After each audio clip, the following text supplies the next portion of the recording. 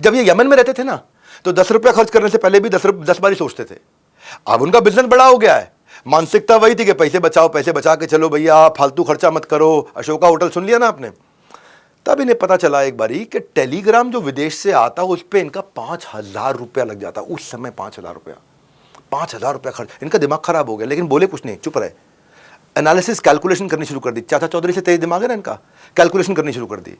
तो कैलकुलेशन से इनको समझ में आया कि टेलीग्राम से जो मेरे पास में चिट्ठी आती है उसमें मार्केट की पूरी रिपोर्ट होती है। फिर उन्होंने कैलकुलेट किया कि मार्केट की रिपोर्ट तो मेरे बड़े काम की चीज़ है, इसके लिए 5,000 रुपये का इन्वेस्टमेंट करूँ ना करूँ। तो उसको उन्होंने कंपेयर किया कि अगर ये रिपोर्ट नहीं आए तो हो सकता है मेरे माल जो बाजार में भेजूँ उसमें कुछ वेस्टेज हो जाए।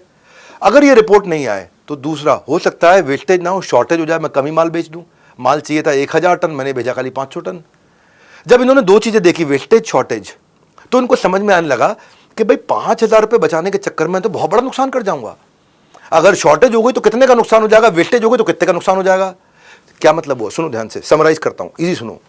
ज्यादा माल बेचा, ओवर सेलिंग किया तो कितने रुपए का वेस्टेज, अंडर सेलिंग किया, कम माल बेचा तो कितने रुपए का शॉर्टेज, कितने रुपए का अपॉर्चुनिटी लॉस। अरे भाई माल बिक सकता था मेरा 2 करोड़ रुपए का, मैंने बेचा केवल 1 करोड़ रुपए का, 1 करोड़ रुपए का लॉस।